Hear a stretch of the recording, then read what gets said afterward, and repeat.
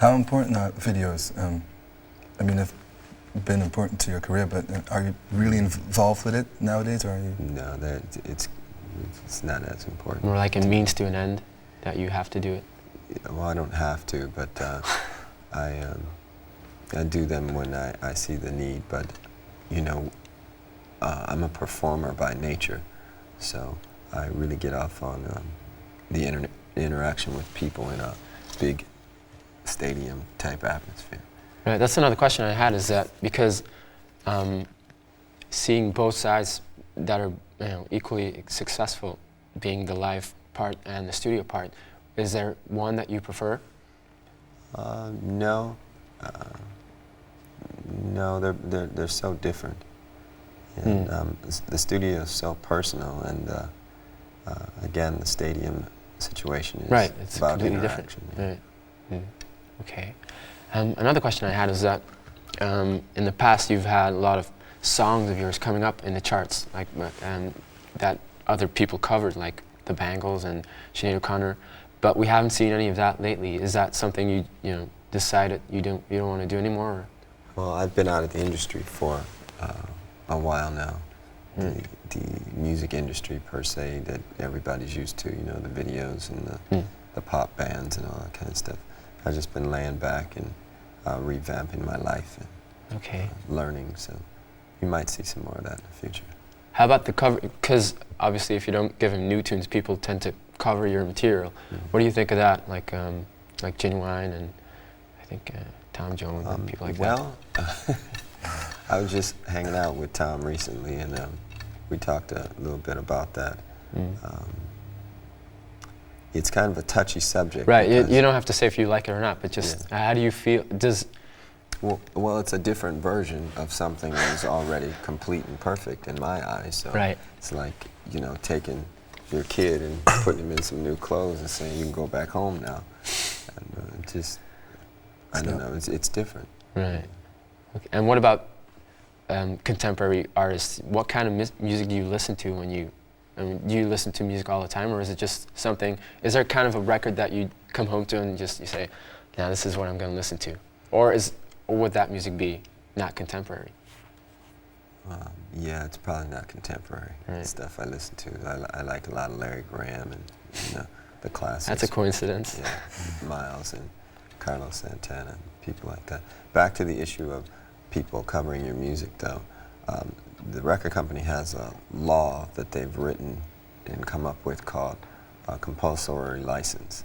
That means somebody can just cover your music and you can't stop them if they get a clearance from your publisher.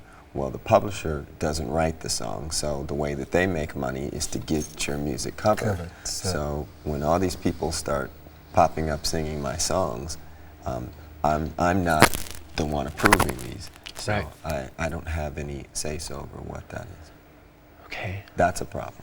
Is it? Yeah, no, that's a problem. You know, it would be nice if I could say yes or no, but it is my song. Yeah, then at least the artist that would get granted, you know, they'd know that they especially get to do it. Right. And see, you get the situation where somebody can take a song like I Can Never Take the Place of Your Man and then completely slow it down and change chords and what have you. Or somebody can take When Doves Cry and change words. Yeah. Well, that's a problem, you know, because that's not the song anymore. And then to say that I wrote it is unfair, I would think. What do you think? I think you're right. Well, all right. You ask the next question. Yeah, hang on. What's going on? About the new album, a lot of critics said that it's been... it's been the best album since a long time. And because I know you regained your freedom, and you said it's like your second album again. It's like for you a new challenge. They really said that? Yeah, they said. I feel great now. This is great. This is a great day. See, I knew I should tell you this. But live, is it going to be something like? Is that same new feeling is going to be added to the live thing, or are you just going to? I mean, can we expect what we always saw? Oh my goodness, with Larry Graham in the band? Oh man. Are you kidding? That's Sly and the Family Stone's bass player, right? I know. Graham Central Station? Oh. So everything's different. Maceo Parker coming gigging with us? I mean, you know. Oh, is he in the live band? Oh yeah. Who else is going to be with you? Candy Dolfer, some dates. Right. A lot of people have expressed interest. I just recently heard Carlos Santana wants to tour with us. So, you know, That would be interesting. that's one of them situations I'd open for him just so I could watch. It takes me a long time to get ready. Because you're on the same label? Or is that not? I'm not on a label. Oh, right, it's true. Raven to the Joy Fantastic is released. Okay. A label, Sorry. but I'm not on a label. I'm not signed to a contract. How can you explain that a little bit? Well, contracts are binding in the sense that they tie up your future. You know, how do you know what you'll be recording and feeling like 3-4 albums from now? A lot of times the company presidents change. I was in a situation with Warner Brothers. I'd make a meeting with the president and he wouldn't even be there the following week, you know, because the presidents were changing so quickly. So, you know, it's better to make an agreement. It's like, we have agreed to sit down and talk here.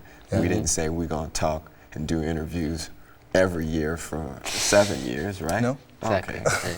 It doesn't even make sense, does it? No. Oh, all right. But now we have an agreement which is like purely verbal between you and the record company. Pretty much. I mean, when so little is covered in 2 or 3 pieces of paper, it just becomes a gentleman's agreement at that point, as all things should be. You know, sooner or later we have to learn to trust one another. A contract just simply means you don't trust that person. It simply means you expect something to go wrong. That's true. In sickness and health till death do you part. That's what a contract means. I don't plan on being sick. Don't plan on dying. So, Thank you, Dave. Oh, okay. One of the things I really... Did you steal that shirt? I bought it, actually. Oh, all right. No, Do I look like I stole it? You know, it makes it cool. I was wondering why you pumping up the Holiday Inn on your show. Well, it's a hotel, motel, Holiday Inn, like the lyric. Like the what? What's it called again? Rapper's Delight. Oh, okay. One of the things I used to really like was the movies that you did, but apart from a small cameo, there's some controversy about it, whether it's you or not, in Fargo. But apart from that, we haven't seen you in movies for a while. Do you have plans to do that? We're working on a documentary right now. It's kind of a documentary. It's kind of a comedy. There's a lot of craziness in it. It's a documentary of a comedy? No, documentary slash comedy concert film. It's just kind of like a crystal ball on film, if that makes sense. So it's just wildness. So we're working on that right now. Okay, and what about that Fargo issue? Is it true? Is it you? Or? I don't know. Is it? Okay. Well, that will be the interview then. All right. Okay. Thank you very much.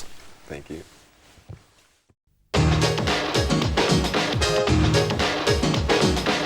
This is the Music Factory.